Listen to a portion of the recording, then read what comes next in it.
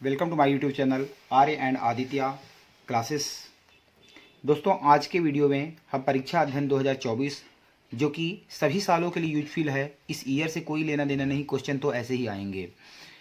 Class 5th जो EVS का है, आज के वीडियो के अंदर हम सेट 1 का पार्ट 1 का लॉन्ग टाइप क्वेश्चन देखेंगे। इससे पहले वाले वीडियो में हमने जो है एनुअल बोर्ड पेपर के कंप्लीट हमने बना चुका है। 2023 का जो पेपर था 2024 के लिए इंपॉर्टेंट है और बाकी सालों के लिए इंपॉर्टेंट है। और सभी के हमने एक्सरसाइज मैथ का और मैथ की टोटल जो है जितने क्वेश्चन हैं, इंग्लिश के भी टोटल क्वेश्चन हमने तैयार किया है। आप प्ले लिस्ट में जाके आप जो है चेक कर सकते हैं उनको। और आज के क्वेश्चन में हम इसके सेट 1 के लॉन्ग टाइप क्वेश्चन देखेंगे। चलिए शुरू करते हैं। इसके अंदर जो क्वेश्चन है, हम क्वेश्चन नंबर 23 से लेकर 26 तक हम सॉल्व करेंगे। आप इनको देख सकते हैं, वीडियो पॉज करके आप इन सभी क्वेश्चन को नोट कर सकते हैं और इनके सोल्यूशन वन बाई वन कराता रहूँगा मैं आपको। तो ये सभी क्वेश्चन वेरी वेरी इंपॉर्टेंट है एग्जाम के भविष्य से। उसके बाद यहाँ पर पूरे 26 क्वेश्चन आपने देख लिया होगा। अब इनकी सोल्यूशन हम शुरू करते हैं। चलिए, इस क्वेश्चन के अंदर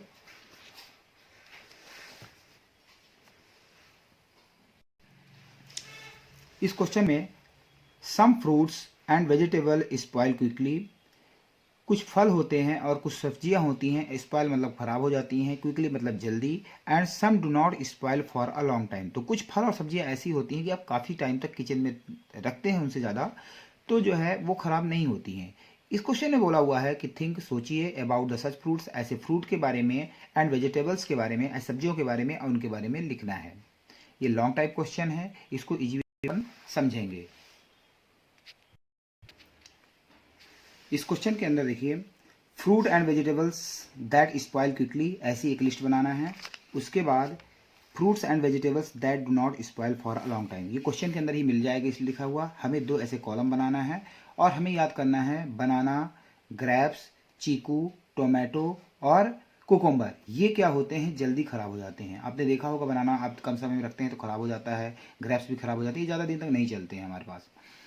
लेकिन यदि ब्रिंजल, लेमन, पोटैटो, ऑनियन और पपाया, ये जो है 4 से 5 दिन 10 दिन ये हमारे रखे हुए रहते हैं तो खराब नहीं होते हैं, ये हमारे चल जाते हैं, तो लॉन्ग टाइम इनका ये है। अब समस्या आती है कि इनको याद कैसे करें। तो इनको याद करने के लिए देखिए, इसको कैसे याद करेंगे, बीपीएल। तो बीपीएल पहले के समय में एक बीपीएल, या अभी भी आती है बीपीएल, एक टीवी आती थी, बीपीएल कंपनी की टीवी आती थी। तो आप ऐसे कर सकते हैं कि ओ पापा, ओपी से ओ पापा बीपीएल की टीवी लेकर आ जाओ, ओ पापा बीपीएल की टीवी लेके आ जाओ। इस तरह से आपको ये याद हो सकता है। उसके बाद इसको याद करने का तरीका देखिए, जो मैंने बनाया हुआ है, या आप अपने तरीके से ही बना सकते हैं। सिर्फ मैं एक समझाने का, याद करने का आपको बता रहा हूँ कि ताकि आपको याद हो जाए। जैसे इसको देखिए, चीकू को, ये चीकू कोई नाम हो रख लेते हैं कि चीकू कोई लड़का है, चीकू को बनाना और ग्रेप्स खिलाकर, बनाना और ग्रेप्स खिलाकर और सीयू से कूटो। तो चीकू को बनाना और ग्रेप्स खिलाकर कूटो। तो इससे याद कर सकते हैं कि चीकू से चीकू ही हो जाएगा, बी से बनाना, जी से ग्रेप्स हो जाएगा, और सीयू से कुकुम्बर, और ये टमाटो हो जाएगा। तो आपको ये पूरे नाम याद हो जाएंगे, चीकू को बनाना ग्रेप्स खिलाकर कूटो। उसके बाद ओ पापा बीपीएल की टीवी लाओ। तो इस तरह से हम इसको याद कर लेंगे। आई होप आपको इजी वे में समझ में आ गया होगा। नेक्स्ट क्वेश्चन देखते हैं। नेक्स्ट क्वेश्चन है, observe the report given carefully and answer the following question. तो आपको एक रिपोर्ट जो है मेडिकल की वो दिखाई जाएगी, उसको ध्यान से पढ़ना है और उसी से 5-6 क्वेश्चन पूछेंगे, 5 क्वेश्चन पूछेंगे और उनके जवाब देना है। मैं उसको आपको इजी वे में तरीके में समझाऊंगा, क्या क्या चीज़ें पूछेंगे, हर बार ये आता है। वेरी वेरी इंपॉर्टेंट क्वेश्चन है, आपको इसको ध्यान से जो है 2 से 3 बार रिवाइज कर लेना है। इस रिपोर्ट को आपको देखना है। ये एक क्लिनिकल पैथोलॉजिकल रिपोर्ट है, मतलब ब्लड की रिपोर्ट है। इसके अंदर दिखा हुआ है, देखिए, सेंट्रल गवर्नमेंट हेल्थ स्कीम के तहत बनाया गया है। यहाँ पर डेट लिखी हुई है। इसके बाद मेल या फीमेल है ये लिखा हुआ है, एज लिखी हुई है, यहाँ पर नाम लिखा है, कौन से पेशेंट और कितने साल का है, मेल है या फीमेल वो लिखा हुआ है, और यहाँ पर क्या बीमारी इसको उसके बारे में लिखा है। Fever with the chills and rigors ऐसा करके दिया हुआ है, ठंड लगकर जो है कपकपी के साथ उसको बुखार आ गई है। उसके बाद इसका जो ब्लड टेस्ट हुआ है उसमें रिपोर्ट आई है malaria parasite founded in the blood sample. Blood sample के अंदर जो है मलेरिया पैरासाइट पाया गया है। जो मलेरिया होता है बुखार, यहाँ मलेरिया कारण आ रही है, उसके बाद यहाँ पे पैथोलॉजिस्ट का जो है साइन होता है। अब इससे रिलेटेड ही क्वेश्चन है, चलिए उन क्वेश्चनों को हम देखते हैं कि किस तरह से वो क्वेश्चन सॉल्व करने हैं। पहला क्वेश्चन है इन होम नेम इज रिपोर्ट। हमने नाम के अंदर देखा था तो वहां पे नाम रजत नाम का लिखा था, तो दैट रिपोर्ट इज रजत। तो पहले का जो आंसर है आपको RAJAT रजत लिख लेना है। दूसरे का आंसर क्वेश्चन पूछ रहा है according to the report which disease was, तो कौन सी बीमारी, हमने अभी आपको दिखाया था कि इसके अनुसार जो है मलेरिया वाज डिटेक्टेड। तो मलेरिया की स्पेलिंग MALARIA। नहीं आता है आप इतना भी लिख सकते हैं, यदि आता है तो पूरा आपको आंसर लिखना चाहिए जिस तरह इसमें दिया हुआ है, नहीं तो आपने ये शॉर्ट में मैं बता रहा हूँ। उसके बाद नेक्स्ट है what is the diagnosis of the malaria in the report. तो मलेरिया का क्या डायग्नोसिस बताया हुआ है, तो the present of the malaria parasite in the blood को उसमें दिया हुआ है रिपोर्ट में कि presence of the malaria parasite, तो इसका आंसर लिख सकते हैं MALARIA malaria parasite PARASIT malaria parasite in the blood. Spelling आपको याद रखना है। उसके बाद चौथा क्वेश्चन है what measures are taken your house to protect from. अब मॉस्किटोज के कारण ये बीमारी होती है, इसके लिए हमें क्या प्रिकॉशंस लेने चाहिए। तो देखिए टू प्रोटेक्ट फ्रॉम मॉस्किटोज, जो ये चौथा नंबर देखिए इसमें टू प्रोटेक्ट फ्रॉम मॉस्किटोज, हमें ए नंबर पे आपको लिखना है mosquito net MOSQUITO mosquito net use करना है NET नेट। उसके बाद बी नंबर में आपको नीम का जो है स्मोक यूज करना है, मतलब नीम का धुआं करना है पत्तियों का, एंड ऑल आउट। और तीसरा क्या यूज करना है आपको, देखिए आपको ऑल आउट का यूज करना है, ऑल आउट। ये तीन चीज़ें आप लिख लीजिए, एक तो मॉस्किटो नेट, उसके बाद नीम की जो है लीव्स, नीम इसको के लिए उसकी जो है लीव्स यूज करनी है, और ऑल आउट यूज करने हैं। तो ये आपको जो है इसको जो है आप लिख लीजिए इसको, और आप समझ लीजिए ये वेरी वेरी इंपॉर्टेंट है। ये मैंने आपको समझा दिया है पूरे। रिपोर्ट रजत की है, यहाँ पर मलेरिया इसमें डिटेक्ट हुआ है, उसके बाद ये मलेरिया पैरासाइट ब्लड में पाया गया, प्रोटेक्ट करने के लिए क्या किया जाता है। चारों क्वेश्चन हमारे यहाँ पे जो है ये कंप्लीट हो जाते हैं। नेक्स्ट क्वेश्चन देखते हैं। नेक्स्ट क्वेश्चन है suggest 5 ways to save petrol and diesel, कि पेट्रोल और डीजल को बचाने के लिए ऐसे 5 तरीके बताइए जिससे जो है हमारा पेट्रोल और डीजल सेव हो सकता है। तो ways to save petrol and diesel हम कैसे कैसे बचा सकते हैं। देखिए नंबर 1 तो है कि आप पर्सनल व्हीकल यूज कीजिए, minimum use of the personal vehicle नहीं यूज करना है, कम से कम PERSONAL पर्सनल व्हीकल VEHICLES, इसको हमें अवॉइड करना है। उसके बाद यूज क्या करना है देखिए, ठीक है, यूज हमें करना है पब्लिक ट्रांसपोर्ट PUBLIC पब्लिक, और TRANSPORT पब्लिक ट्रांसपोर्ट यूज करना है ए नंबर में। और हमें क्या यूज करना है, हाँ यहाँ पर आप लिखिए पब्लिक ट्रांसपोर्ट यूज करिए, ई रिक्शा यूज करिए। उसके बाद नंबर 2 जो पॉइंट है, नंबर 2 पॉइंट के अंदर आपको इंजन जब भी रेड लाइट मिले, जब रेड लाइट आए तो वहाँ पर गाड़ी चला के नहीं रखना है, हमें इंजन को ENGI इंजन को क्या कर देना है, हमें स्विच ऑफ कर देना है, मतलब स्विच ऑफ मतलब बंद कर देना है उस समय के लिए, ताकि जो है पॉल्यूशन ना हो और पेट्रोल और डीजल कम खर्च हो। उसके बाद third point use battery operated vehicle, ऐसे व्हीकल्स यूज करिए जिनमें बैटरी का यूज होता हो, ऐसे व्हीकल्स यूज करने हैं। आजकल जो है काफ़ी स्कूटीज वगैरह या कि ऐसे व्हीकल्स आ गए हैं, गाड़ियां भी आ गई हैं, तो उन व्हीकल्स का यूज करना है कि जिनमें जो है बैटरी से ऑपरेटेड हो, पॉल्यूशन ना फैलाए। उसके बाद vehicle should be checked time to time.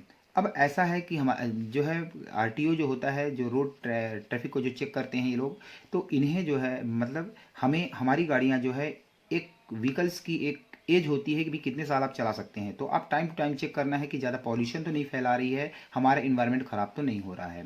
उसके बाद maintain the pressure of the air. अब एयर, इसका मतलब ये है कि टायर के अंदर एक लिमिट होती है कि भाई आगे वाले टायर में कितनी हवा भरनी है, पीछे वाले टायर में कितनी हवा भरनी है। तो उसी हिसाब से यदि कम होगी तो आपकी गाड़ी जो है ज़्यादा पेट्रोल खाएगी या डीजल खाएगी। तो इसी हिसाब से हमें जो है उसको भी, प्रेशर को भी हमें यहाँ पे ध्यान रखना है। तो ये हमारे जो है पूरे पॉइंट, 5 के 5 पॉइंट हमारे यहाँ पर क्लियर हो जाते हैं।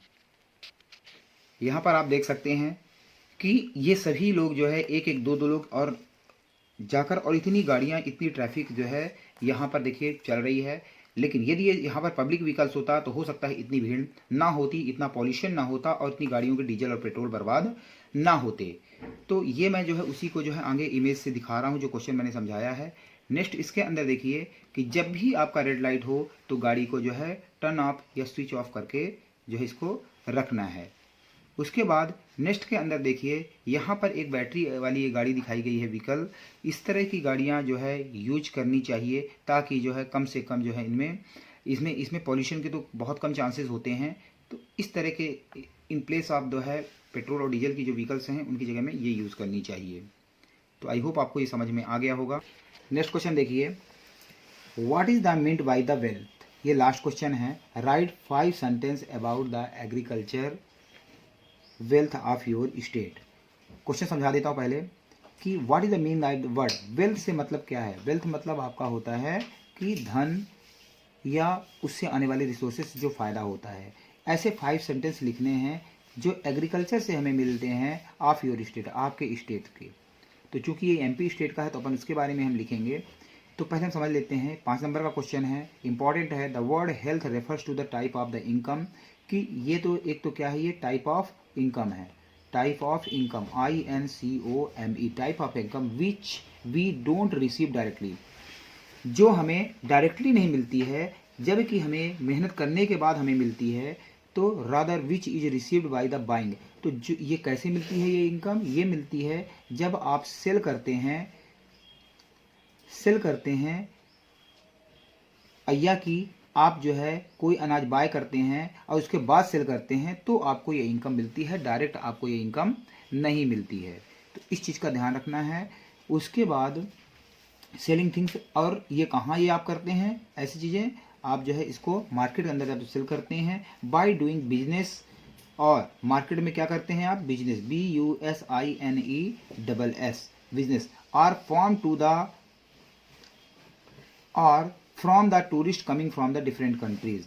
और दूसरा उपाय क्या होता है, एक तो जो टूरिस्ट लोग होते हैं तो टूरिस्ट से भी जो है स्टेट पैसे कमाता है। तो TOURIST, टूरिस्ट, ये भी ध्यान रखना है। तो डिफरेंट कंट्रीज में जो अलग अलग देशों से हमारे यहाँ पर जो टूरिस्ट आते हैं उनसे भी लोगों को इनकम होती है। तो एक तो टाइप ऑफ इनकम का है, आपको एग्रीकल्चर जो एग्रीकल्चर की चीज़ें हैं वो डायरेक्टली नहीं मिलती हैं, लेकिन उससे बाय मार्केट में किया जाता है बिजनेस के लिए, उससे हमें जो है अर्निंग होती है हमारे स्टेट को, और स्टेट के अंदर हमें जो होती है उसके बारे में। उसके बाद नेक्स्ट जो है इसमें लिखना है एग्रीकल्चर वेल्थ के बारे में, कि हमारे स्टेट में कैसे कैसे मिलते हैं हमें वेल्थ। तो the soil of the Madhya Pradesh, जो मध्य प्रदेश की मिट्टी है वो कैसी है, वेरी फर्टाइल है, बहुत ही उपजाऊ है। फर्टाइल मतलब उपजाऊ। Which is the most appropriate for the farming, तो जो खेती के लिए बहुत ही अच्छी है। अप्रोप्रिएट मतलब अच्छी, फॉर फार्मिंग मतलब खेती के लिए। तो क्या लिखना है, soil of the Madhya Pradesh वो वेरी फर्टाइल है, उपजाऊ है, जो कि फार्मिंग के लिए बहुत इंपॉर्टेंट है। नेक्स्ट पॉइंट है, our state is self sufficient in the production of the many crops like soybean. MP को एक सोया स्टेट कहा जाता है। तो यहाँ पे सोयाबीन की खेती बहुत ज़्यादा होती है, यहाँ पर ब्लैक सॉइल पाई जाती है। तो आवर सॉइल, हमारा जो स्टेट है वो सेल्फ सफिशिएंट है, मतलब अपने आप में जो है फुल है। पूरे देश के अंदर जो है हमारे यहाँ से सोयाबीन जो है सप्लाई होता है, तो सेल्फ सफिशिएंट है। उसके बाद नेक्स्ट है, our state has a lot of agriculture land. So हमारे पास जो है राजस्थान के बाद जो है नेक्स्ट स्टेट हमारा है, और पहले जो है एमपी स्टेट आता था। तो इस स्टेट के अंदर हमारे स्टेट के अंदर एग्रीकल्चर जो लैंड है वो बहुत ज़्यादा है। इससे वीट, चना, वीट मतलब गेहूँ, ग्राम, चना, तुआर, मूंग, ये सब भी जो है उगाए जाते हैं। ग्रोन मतलब उगाए जाना। उसके बाद पोमेक and the glumes of the soybean are sent abroad. अब ये सोयाबीन की जो वेराइटीज़ हैं ये अब्रॉड मतलब विदेशों में भी भेजी जाती हैं। उसके बाद agriculture wealth bring a lot of revenue to our state. अब एग्रीकल्चर की वजह से हमारे देश को, हमारे स्टेट को जो है बहुत ज़्यादा रेवेन्यू हमें जो है मिलता है। इससे हमारे देश के, जब हमारे स्टेट को रेवेन्यू मिलता है तभी हमारे स्टेट का जो है, हमारा स्टेट आगे बढ़ता है। तो ये जो है 5 पॉइंट्स आपको समझा दिए गए हैं। और ये बता, आई होप आपको ये चैनल अच्छा लगा होगा। आपको कैसा लगा आपको कमेंट सेक्शन में इसको जो है जरूर बताना है। और यदि अच्छा लगा तो इसको लाइक एंड सब्सक्राइब करिए और अपने दोस्तों में शेयर करने हैं, ताकि नेक्स्ट वीडियो यदि मैं डालूं तो आपको उसका नोटिफिकेशन मिल जाए और आपका जो है इससे फ़ायदा हो जाए। जो आपके लिए मैं मेहनत कर रहा हूँ आपके एग्जाम से पहले, वो एक सफल हो जाए और आपको जो है अच्छे नंबर्स आपको मिले। मेरे चैनल का नाम है Arya and Aditya classes. Thank you for watching my channel Arya and Aditya classes. जय हिंद, जय भारत।